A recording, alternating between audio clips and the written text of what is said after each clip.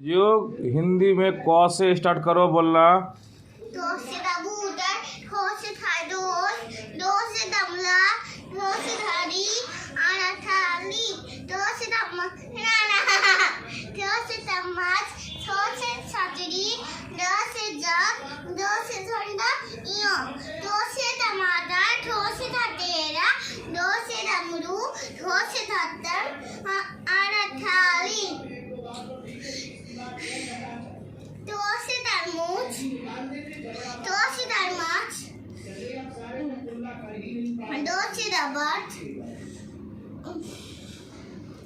दो से धनुष, नौ से नर, को से पतंग, ख से फल, वो से बंदर, को से भालू, मो से मछली, य से र से रथ, लो से लट्टू, फ से फल, स से सुंदर, सो से साजन, सो से सरल, खो से हाथी,